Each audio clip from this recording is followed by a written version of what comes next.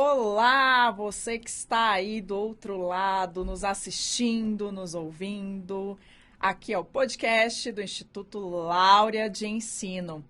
E por que fazer um podcast, Camila?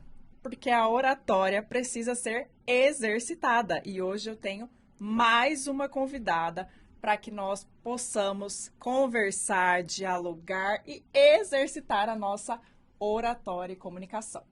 Mas antes de iniciarmos, eu queria deixar registrado um agradecimento especial ao Gustavo Gianni, nosso videomaker. Dá um alô aí, Gustavo. Opa! Ele que tem a nossa querida produtora No Fancy. Então, estamos aqui nesse estúdio. Muito obrigada por nos acolher e nos receber sempre de braços abertos. Gustavo. Eu sou Camila Dias, para quem ainda não me conhece, sou advogada, conselheira na OAB do Distrito Federal. Sou mentora e facilitadora de comunicação e oratória e fundadora do Instituto Láurea de Ensino, juntamente com meu noivo, Paulo Liporassi. Amor, um beijo para você que está aí. E hoje eu tenho uma convidada super especial. Foi um nome super sugerido na última caixinha de perguntas que eu fiz lá no meu Instagram. Para quem não me acompanha, já aproveita, vai lá conferir todo o conteúdo sobre comunicação e oratória. Mas esse nome foi realmente muito solicitado por lá. E eu, como boa amiga que sou, fã e admiradora por completo dessa mulher, já estou dando um spoiler, trouxe esta convidada para conversar conosco hoje. Ela que é advogada criminalista também, ela que é professora no IDP, no Uniceub, ela que é uma potência de mulher, porque ela preside a maior comissão do sistema OAB hoje em dia, que é a Comissão Nacional da Mulher Advogada. Ela é Cris Damasceno. Cris Damasceno, que prazer ter você aqui. Eu sou muito sua fã e hoje é um dia muito especial para mim. Camila, a alegria é toda minha, porque você sabe que eu adoro falar. E eu tô adorando esse seu novo projeto, gente, porque eu vi a Camila desabrochar. E agora ela está brilhando. Então, para mim é uma satisfação enorme a gente conversar um pouquinho aqui. É verdade, Cris. Você me fez lembrar de 2019, quando eu te conheci. E eu logo procurei saber quem era essa potência de mulher, essa líder, essa referência, tanto para uma comunicação... Opa, produção, alô, produção. Coloca a nossa marca porque o merchan é importante.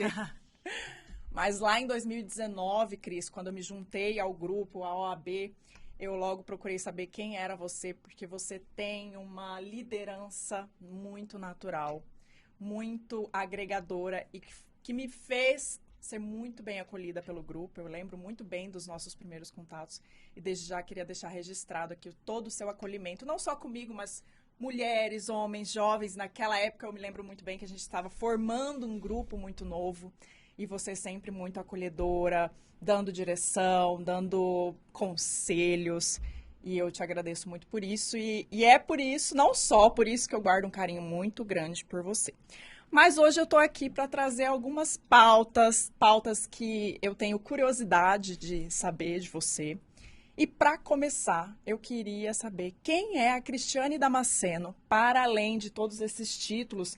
Eu nem mencionei, mas você é pós-graduada, enfim, você tem toda uma vida acadêmica muito profunda. Você tem uma história de liderança ali dentro do sistema OAB também muito profunda. Você foi ex-presidente, ocupou a cadeira de presidência, inclusive, por um tempo. Mas eu quero saber quem é a Cristiane Damasceno, para além de todos esses títulos, essas qualificações, essas posições que você já ocupou. Quem é Cristiane Damasceno? Camila, essa pergunta ela é tão boa, porque hoje eu tenho 43 anos, gente. Então, a gente às vezes para pensar como o tempo passa rápido, né? Muito. E é muito necessário, quando a gente caminha na vida e começa a assumir cargos maiores, a gente não perder a nossa essência. Aquilo que nos trouxe até aqui, né? Então, eu nasci em Sobradinho, que é uma cidade pequena, que fica aqui aos arredores do centro, que é Brasília, gente. Estudei escola pública, né? Tenho uma mãe que é professora, um pai que é servidor do Ministério da Agricultura. Então, estudei em escola pública a maior parte da minha vida. Fiz inglês e espanhol também numa escola pública, que aqui no Distrito Federal a gente tem esse costume, né? Sim. O governo tem lugares onde as adolescentes e as crianças estudam línguas. E fui uma adolescente, assim, que... Engraçado, Camila. Hoje eu paro para poder me lembrar que as pessoas da minha sala, lá em Sobradinho, gente, parecia uma cidade interior. Então, quando era domingo, 8 horas da noite, todo mundo se reunia numa quadra, que era a quadra do comércio, e ficava ali com os carros abertos. E as meninas que estudavam na minha sala eram todas meninas lindas, brancas, loiras, maravilhosas, que namoravam com esses rapazes que tinham esses carros, que domingo à noite ficavam lá, né? E eu sempre muito isolada com uma colega, né? A Sabrina, me lembro dela como se fosse hoje, uma menina preta, retinta, porque parece que aquele não era o nosso lugar, né? As pessoas não queriam se misturar conosco. Eu digo isso a vocês, não trazendo aqui o fato de uma pegada de vulnerabilidade. Não é isso, gente. Hoje, como eu vejo, como é difícil a gente quebrar determinadas estruturas, né? Então, assim, quando eu tinha 3 anos, eu usei Bombril para poder passar na minha pele, porque a minha irmã é muito branca, então as pessoas chegavam na minha casa para visitá-la, né? Tinha acabado de nascer e...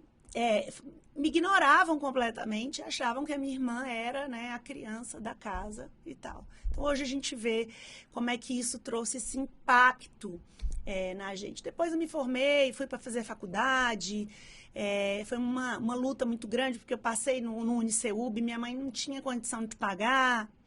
E aí, com a minha mãe, vieram as primeiras lições de coragem, que são lições que eu carrego até hoje. Ela sempre falava para mim, olha, você vai vencer pelo estudo, porque é pelo estudo que a gente vence.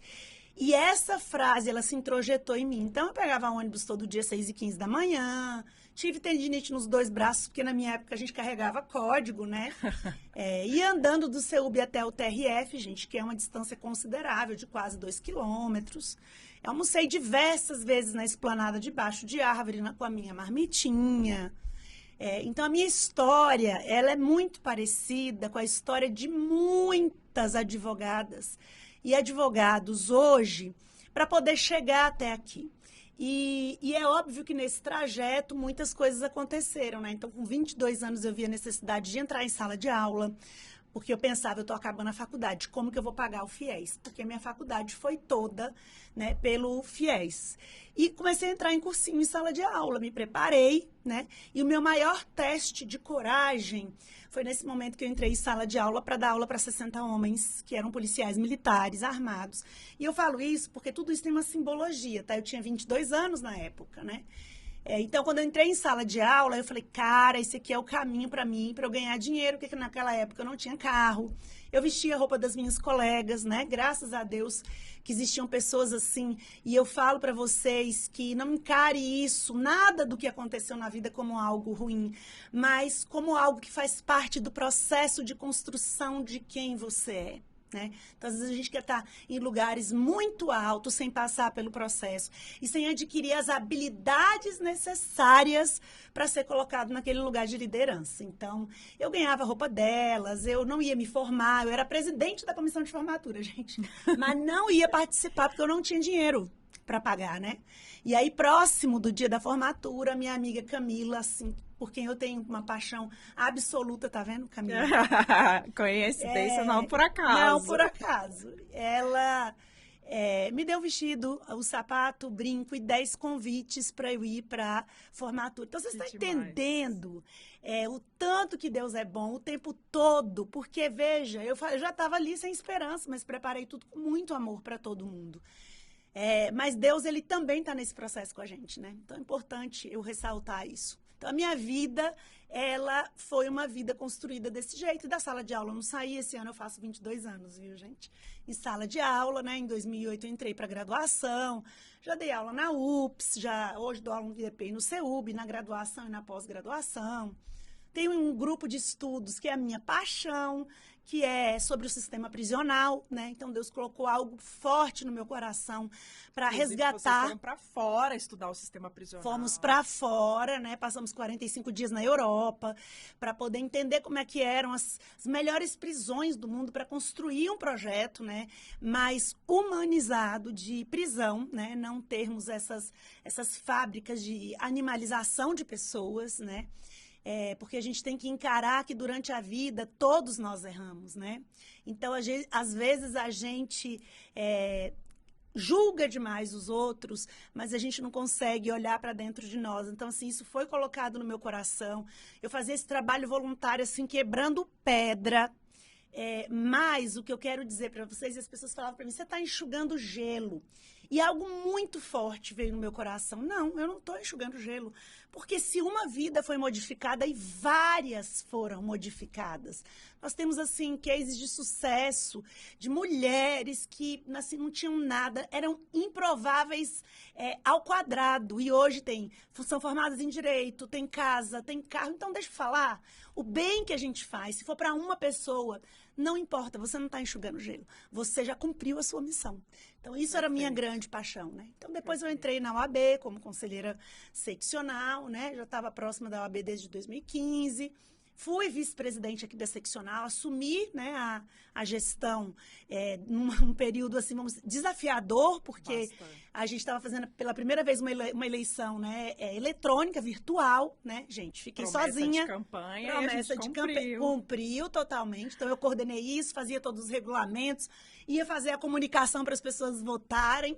Mas deu tudo super certo, né? Então, foi uma gestão exitosa. Fomos reeleitos. Reeleitos. E hoje, né, eu fui colocada em outro caminho como conselheira federal e presidente da comissão, que hoje tem 729 mil mulheres. E hoje você ganhou uma visibilidade nacional, Cris, porque qualquer pessoa que você comente sobre o nome Cris Damasceno, essa pessoa sabe minimamente quem é você.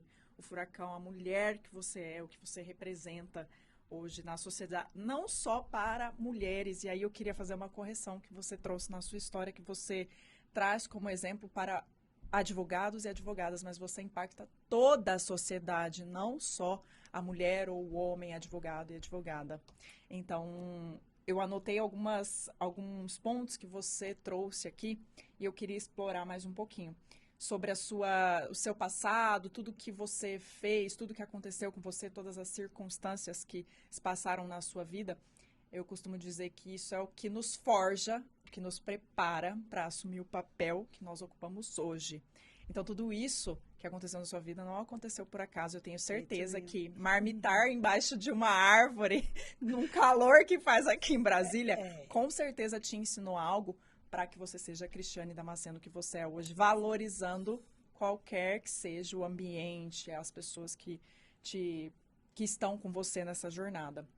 Um outro ponto que você trouxe foi que você começou a sua liderança muito cedo, como presidente da comissão de formatura. E isso eu queria explorar mais um pouquinho, Cris. Esse seu lado líder, esse seu lado, essa facilidade que você tem em se comunicar, para falar em público, para palestrar, para levantar esse exército, como você costuma dizer. Como é que começou essa jornada de liderança? Gente, vamos lá. Esse tema é um tema que me interessa muito e hoje eu faço muita mentoria, assim, para as mulheres, para formar mulheres líderes, né? E uma das coisas que eu digo muito é que a igreja me ajudou nesse processo demais, né? Aí você fala, como, Cristiane, que a igreja ajudou você a desenvolver essa liderança? No servir. Porque a primeira coisa que o líder precisa ter é aprender a servir. Então, na igreja, por exemplo, eu já fui responsável pelo serviço de limpar os banheiros, né? Deixar tudo pronto para as pessoas chegarem no culto e serem bem recebidas. Depois eu fui servir as crianças, desde as pequenas até as maiores. Fui responsável por isso dentro da igreja. Depois eu fui para os jovens e para os adolescentes. Então, a grande lição de uma liderança, ela ensina, Camila, pelo exemplo. Então, você tem que gerar dentro do coração dos liderados a vontade.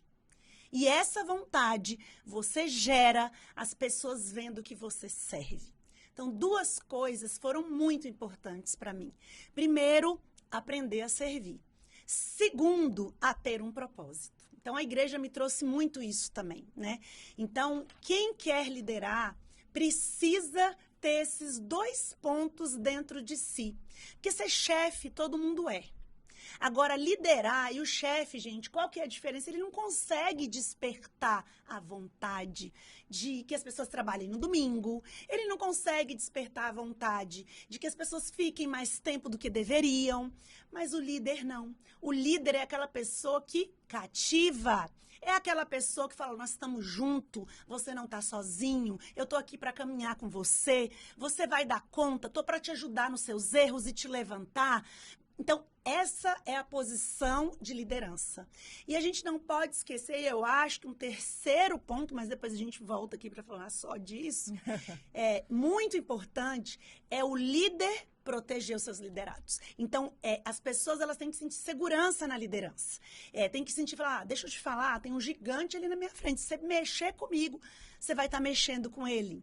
Então, o líder precisa ter essa característica também. E tudo isso eu aprendi desde pequena dentro de casa. Então, liderança, gente, tem gente que já nasce com mais habilidade, mas ela é uma coisa que a gente pode desenvolver. Perfeito, Cris. Você falou sobre propósito e servir. Sobre o servir, eu vou deixar uma frase, quando a gente finalizar aqui, que é uma frase que me veio à cabeça, inclusive, quando eu estava me dirigindo para cá, para o estúdio, pensando na Cristiane Damasceno. E eu sempre tento vincular uma frase a cada pessoa. E eu vou te contar qual foi a frase que veio no meu coração, mas vou deixar para o final. Sobre propósito, eu vejo que você também abre, inclusive quem não segue Cristiane Damasceno, vai lá no Instagram. A caixinha de pergunta dela é, assim, muito divertida e muito forte também, porque há alguns dias eu te vi falando sobre propósito. E alguém perguntou, Cristiane, como é que eu faço para identificar o meu propósito?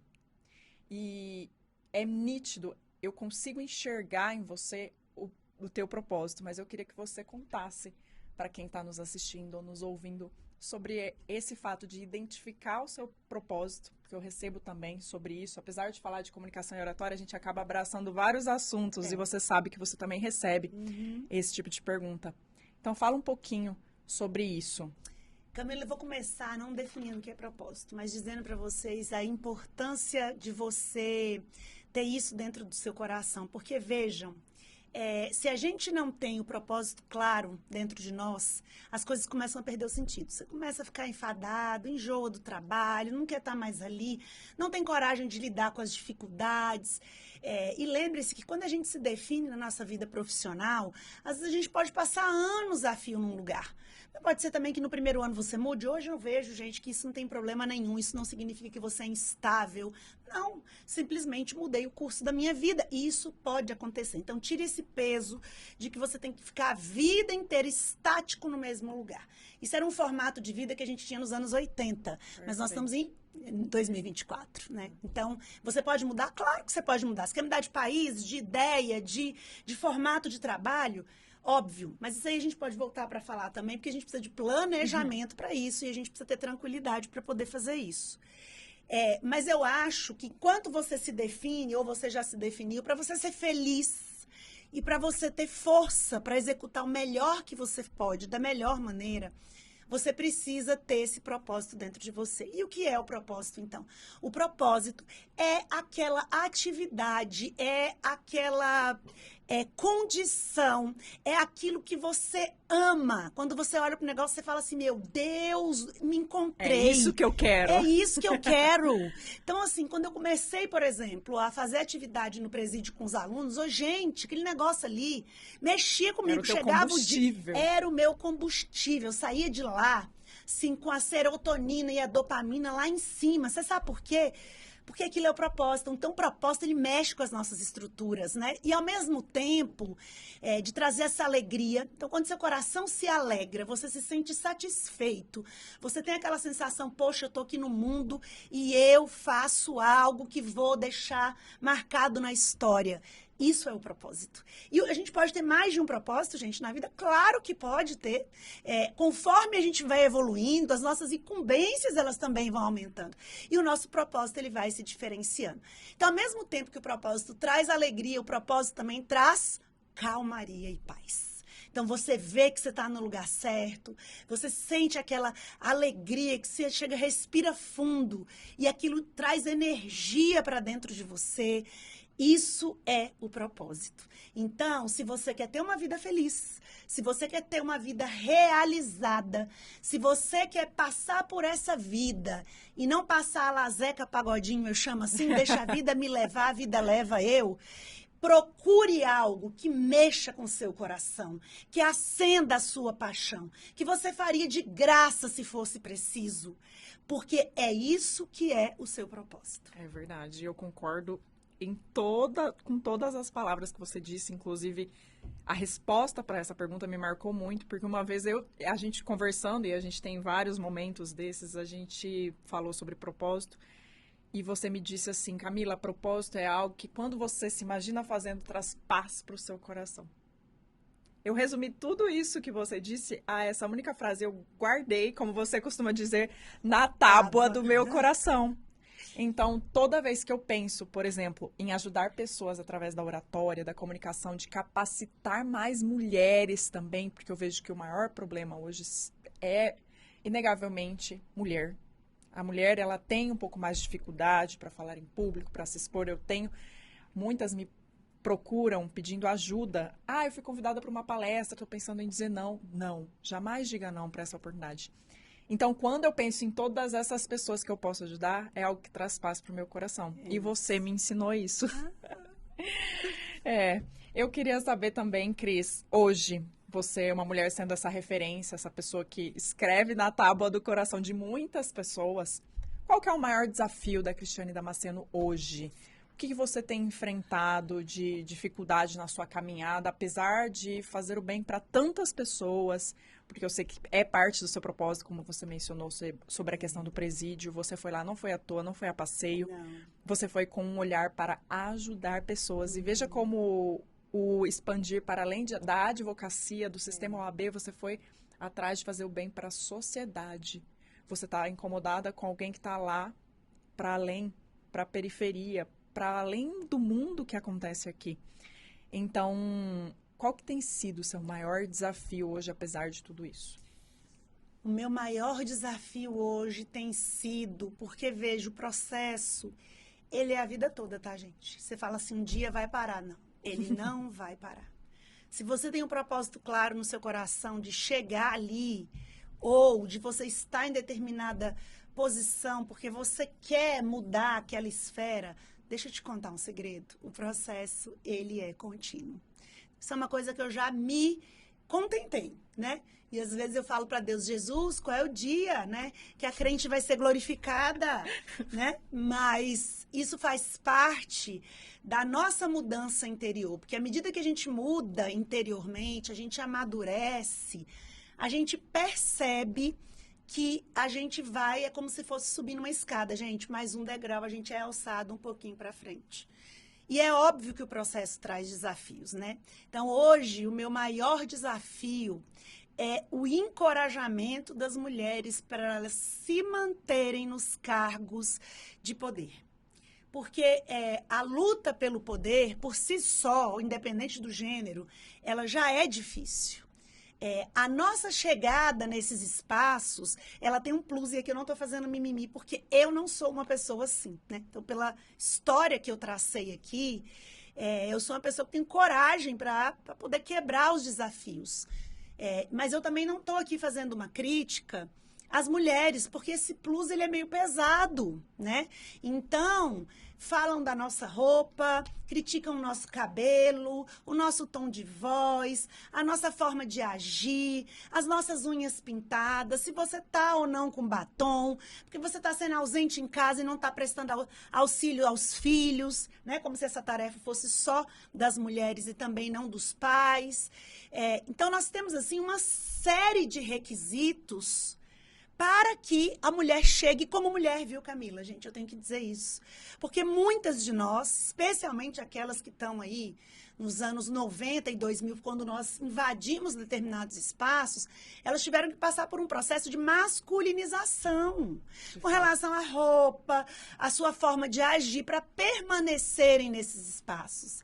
Hoje nós temos uma vantagem, nós podemos trazer a nossa feminilidade para dentro daquele espaço. Então, o meu maior desafio hoje é ensinar as mulheres a como lidar com esse plus para permanecerem na política. Porque esse plus depende de inteligência emocional, depende de uma rede de apoio qualificada, depende de uma boa comunicação, da preparação dela para o destaque, porque a nós é exigido 2 vezes mais do que os homens. Então, assim, as pesquisas mostram que os homens, eles olham para uma vaga de trabalho, não tem todos os requisitos preenchidos, 66% vai lá, entrega o currículo, nós não. 90% de nós quer obedecer rigorosamente o que se pede ali para aquela vaga. Por quê?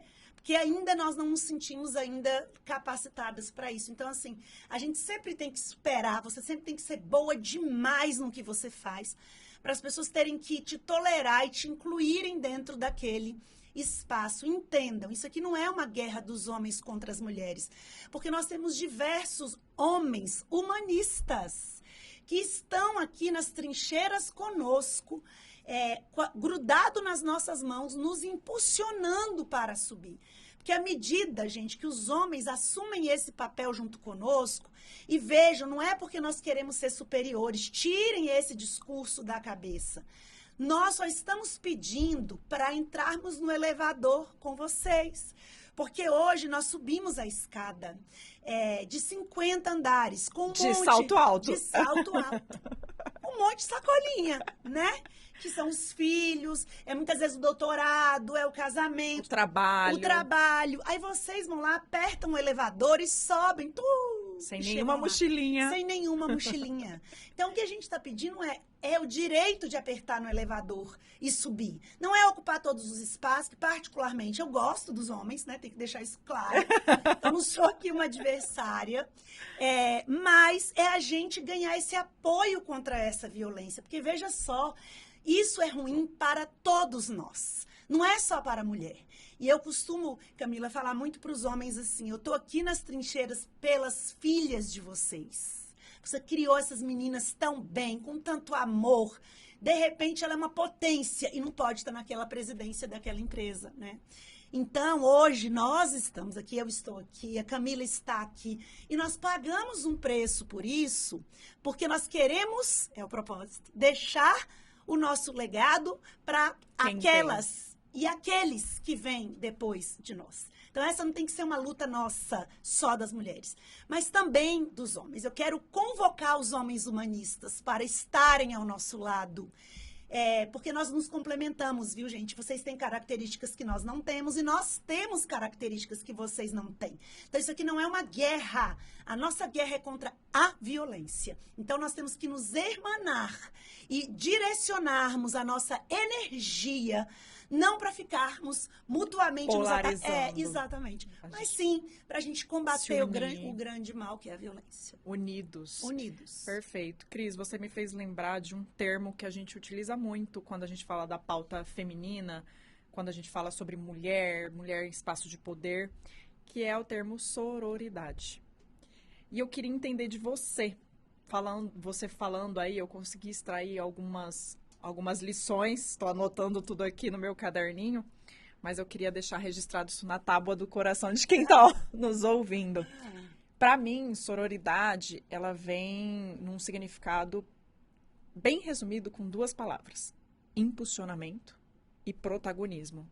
Então, eu preciso impulsionar essa mulher que está ao meu lado, como você que está ao meu lado sempre esteve, e eu preciso também ser protagonista em algum momento, seja dentro do meu nicho, seja dentro da minha comunidade, seja levantando exércitos, como você também costuma dizer. Então, eu queria te perguntar como você definiria essa sororidade e o que a gente pode fazer na prática para que a gente impulsione e traga protagonismo para essas mulheres? Camila, esse é o nosso grande desafio. E eu não vou culpar as mulheres por isso, porque nós viemos para o convívio social há muito pouco tempo. A nossa vida ela era muito privada, Recente. né? A gente ficava muito dentro de casa, voltada ali para o ambiente doméstico, para os filhos. Não nos era dado o direito de estarmos nos bares, nos lugares onde os homens antigamente fumavam charuto e tomavam uísque, né? Então, você tem esse costume até hoje. Nós, mulheres, não podíamos entrar nesses lugares. São nesses lugares que você socializa, que você conhece, que você expande. Então, e que você cria vínculos, né? Foi há pouco tempo que nós ganhamos esse direito. E aí, por muito tempo, as mulheres passaram a viver da síndrome da abelha rainha. Eu. Não adianta. Deixa eu te contar um segredo. Não adianta uma mulher chegar sozinha no espaço de poder, porque ela não aguenta. Porque é muita coisa para você gerenciar sozinha. Então, eu acho que a partir de hoje, e hoje eu quero falar para dentro do seu coração.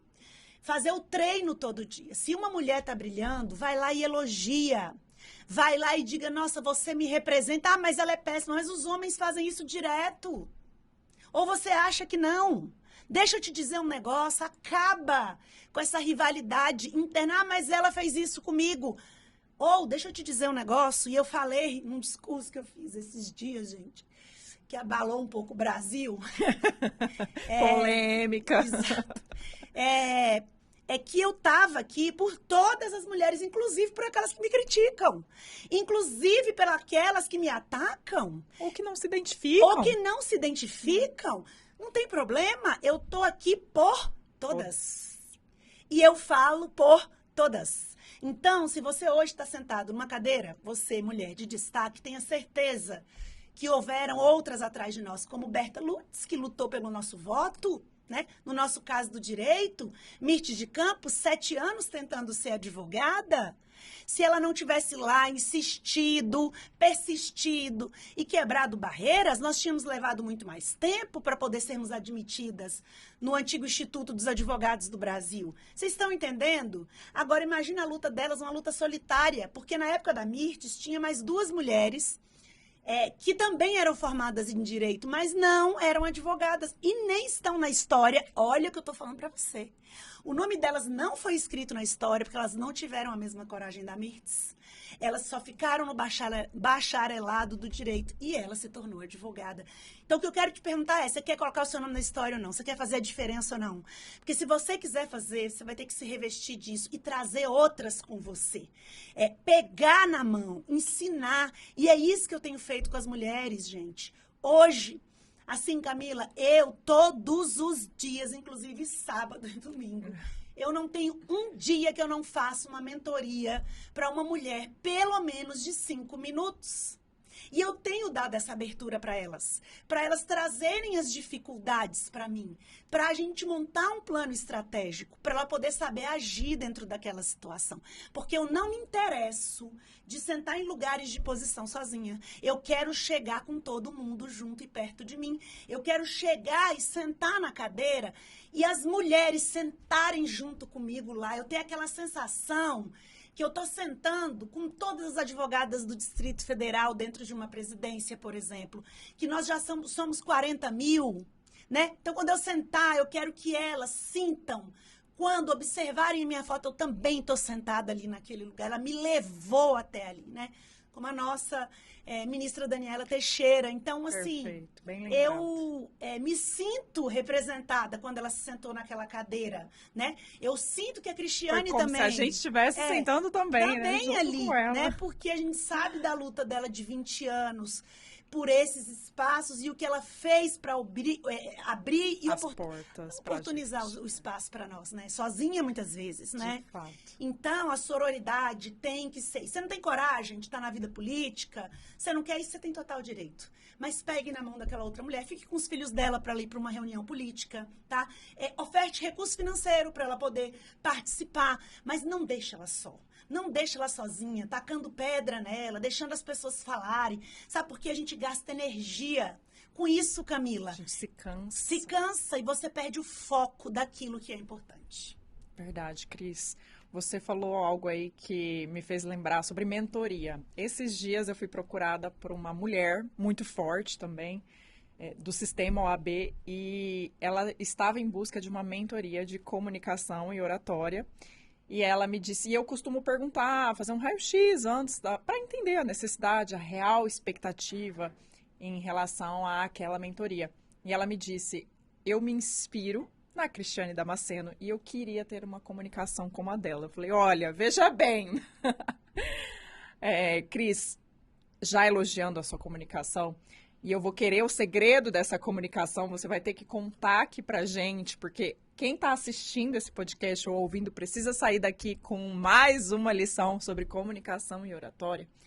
Mas eu queria entender de você se você acha que a sua liderança, essa sua forma de conquistar as pessoas, de conquistar espaço e posições, se ela vem muito da sua comunicação, da sua naturalidade ao falar em público, da sua facilidade, como é que foi essa preparação? Camila, me perguntam muito sobre isso, sabe, gente? E aí eu tenho que falar, a minha resposta vai ser dividida em duas partes. A primeira é a seguinte, liderar é um aperfeiçoamento constante. Assim. Eu aprendi muito nessas férias, porque eu li 7 livros, tá? Sobre liderança, Deu tempo? Gente. Deu tempo. Eu vivia para poder ler. Era um por Porque cada 2 dias. Eu estava fascinada por esse assunto, porque eu sou uma líder perfeita, tô longe disso. Não sou. E muitas coisas eu anotei, muitos resumos desses livros eu fiz. E hoje, viu, gente, eu ando aqui no lembrete do meu celular. Para eu todos os dias ficar lembrando quais são os pontos de melhora que eu preciso ter. Excelente dica. Né? Então, esse é um ponto. Se você quer liderar, prepare-se, porque você tem que conhecer de pessoas. Você tem que amar pessoas. Não adianta você querer ocupar um posto de liderança se você não tem responsabilidade, se você não tem amor pelas pessoas, porque nós somos totalmente diferentes. Vai ter gente que vai te amar, vai ter gente que vai te odiar, e você vai ter que estar liderando as pessoas do mesmo jeito, né? Então, isso é uma dificuldade. A gente precisa de aprimoramento. A gente precisa saber ler as pessoas. Às vezes a pessoa está passando por um momento ruim naquele momento, né? Naquela fase. O que você faz enquanto líder, né? Demite. Não. Você tem que acolher. Então, o papel de líder é esse, para isso você precisa preparar, você precisa se preparar. E uma das coisas que a gente vai fazer na Conferência Nacional da Mulher, que aí você está me perguntando, já passando para outra fase da minha pergunta, como que eu fiz para me preparar? Hoje eu tenho essa clareza, né? Então, eu tive o acompanhamento de uma pessoa sensacional, que é a Carolina Campos, né? Que é minha amiga, é advogada, mas agora está bem nessa área de educação. E hoje ela é uma especialista em traumas, né? Então, ela me ajudou muito nesse processo meu, nessa jornada de autoconhecimento. Em que sentido, Cristiane? Porque para você liderar bem, você precisa estar com as suas feridas cicatrizadas. Totalmente. Inteligência emocional. Por quê? Porque você vai ter inteligência emocional, porque você não vai ter gatilho, né? Porque a gente tem gatilho, gente. Então, às vezes você está dentro do ambiente profissional, você não aguenta ouvir grito. Aí, de repente, te faz lembrar um momento ruim, exato. Uma experiência ruim. Então, isso, por exemplo, foi uma coisa que teve que ser cicatrizada. Primeiro, eu tive que reconhecer que aquilo era um trauma. E aí eu tenho que te contar rapidinho uma história que ela me trouxe a lembrança. Olha que coisa sensacional, gente. Quando eu tinha 4 anos, eu era muito peralta. Muito mesmo. Então, eu ia para a escola dominical no domingo de manhã e batia em todo mundo lá. Então, todo domingo eu tinha uma reclamação, tá? Meu histórico lá. Chegava em casa, eu apanhava, obviamente, né? Porque na nossa época era desse jeito. E aquilo fez com que ninguém um dia... Eu falei isso pro meu pai e pra minha mãe esses dias, viu, gente? Eu tô contando aqui porque eles já estão sabendo. Ninguém chegou pra mim e perguntou assim, Cristiane de 4 anos, você tá mordendo por quê? O que está acontecendo lá? O que estão falando para você? O que estão fazendo com você? Não, eu ganhava um castigo e apanhava. Então, ela disse para mim que eu precisava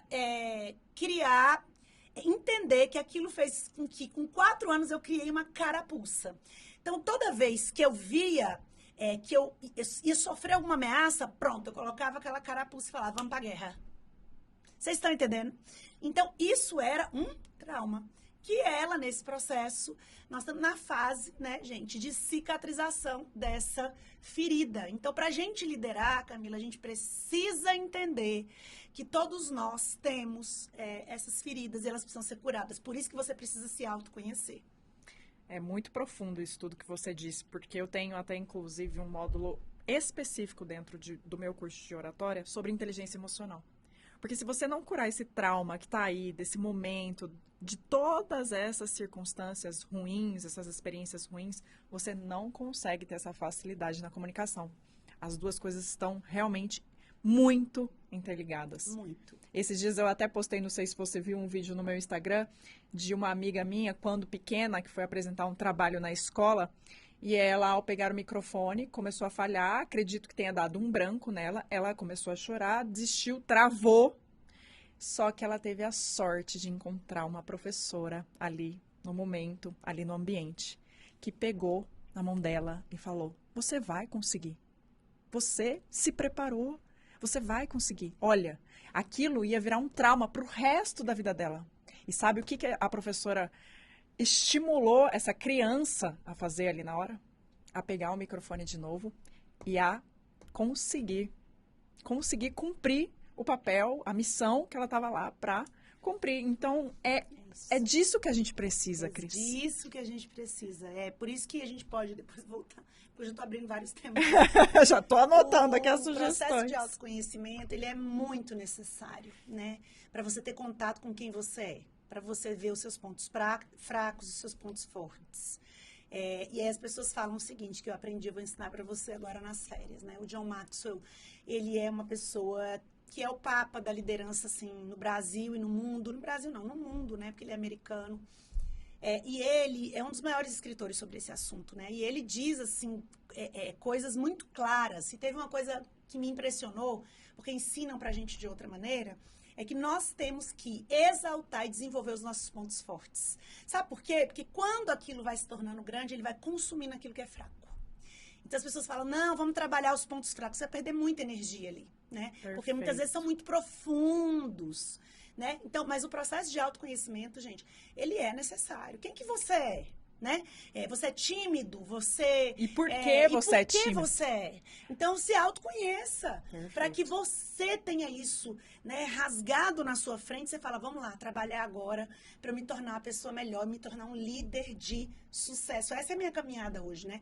Eu aprendo todo dia, né? Eu sei que vocês já estão pensando aí, que livro que você está lendo agora? Eu estou lendo 2 livros, né? Um do Bispo Rodovalho, que fala sobre processo e propósito, e outro...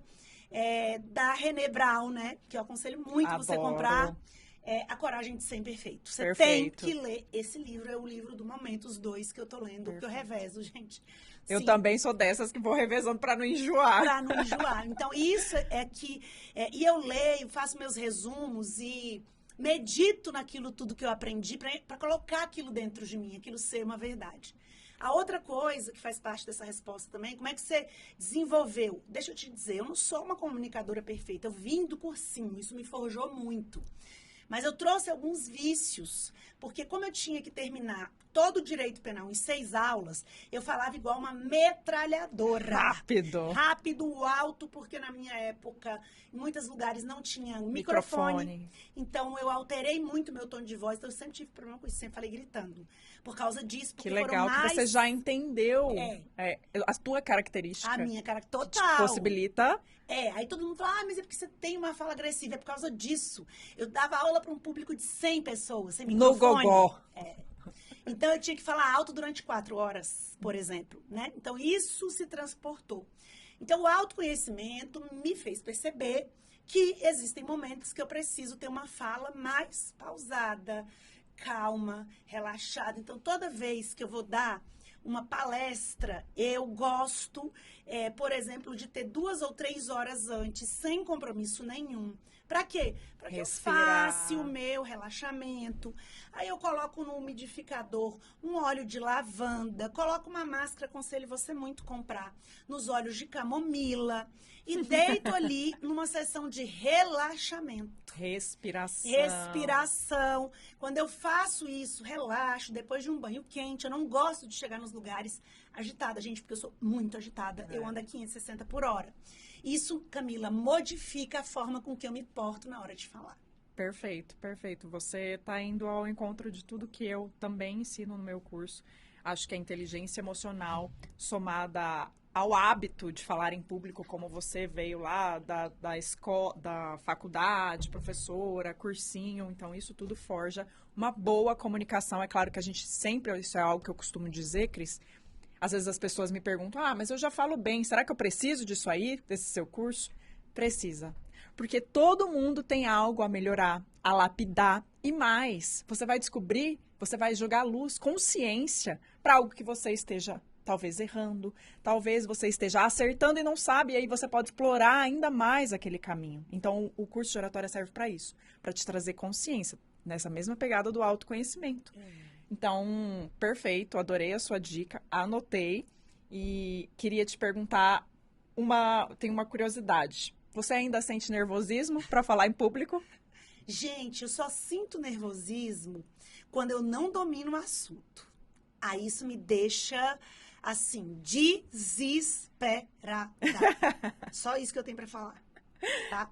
Porque a sala de aula, ela me ajudou muito. Porque, assim, alunado não é um troço fácil, de cursinho pior ainda. Então, eu sabia tudo que vocês pensam na ponta da língua.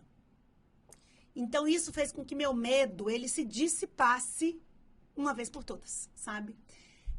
Outra coisa que me deixa nervosa também é quando eu chego em ambiente muito hostil.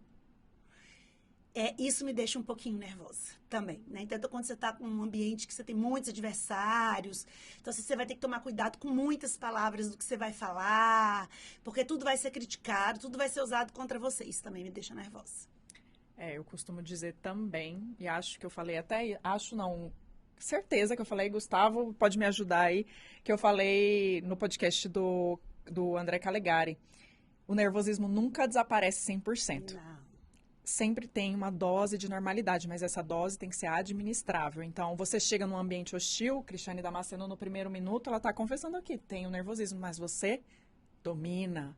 Porque você conhece das técnicas, você tem a habitualidade, você tem segurança. Lá no fundo mora a segurança. Exato. Mas você chega naquela dose, ela vai diminuindo, aquele nervosismo você vai dominando e você consegue expor a sua ideia. Então, que assim, a dica que eu dou muito, parem de balançar a cadeira quando vocês estiverem sentados, para de ficar se mexendo demais, que isso mostra total insegurança. Perfeito. Que você não tá ali Cacuete, mexer muito no óculos, mexer muito no cabelo. Por exemplo, é uma... Então, se vai para um lugar, palestrar, falar em público, difícil, prende o cabelo se for mulher. Exatamente. Homem, coloca um óculos mais apertadinho ali para não ficar caindo. Exato. Então, tudo isso ajuda no momento de trazer segurança para... Então, você vai... E aí, eu tenho um costume também, gente, quando eu tô muito, assim, num ambiente que eu não... É levar um papel e uma caneta dentro da minha bolsa. Por quê? Porque eu tiro, vou anotando ali, vou pescando o que as pessoas vão falando. Aí aquilo começa a me acalmar muitas vezes, e eu falo, não, eu posso falar disso, que é misturado com isso, e vou anotando tudo ali. E aí, daqui a pouco, eu tô com a minha palestra muitas vezes pronta. É verdade, eu sempre vejo você fazendo isso mesmo. Excelente dica, Cris. Aprendi muito. Queria, infelizmente, preciso encerrar, porque eu não quero fazer um episódio tão longo para que todos consigam ouvir, incluir aí na rotina e prestar muita atenção em todas as lições que foram dadas aqui hoje. Queria encerrar fazendo uma pergunta para também deixar uma palavra de esperança, de fé, de positividade no coração de quem está aqui conosco. Eu queria perguntar para você qual é o seu maior sonho, porque eu acredito que uma mulher grande como você deve ter um grande sonho aí dentro, guardado no seu coraçãozinho. Se você puder compartilhar com a gente, qual é esse sonho hoje? Camila, essa pergunta é muito boa, sabe? Porque minha sobrinha de 8 anos fez essa pergunta pra mim. Ela pensou assim que eu ia falar, nossa, Ana, eu tô querendo o sapato tal. Ela me falou... A bolsa tal. Ela não sabe, é não é isso.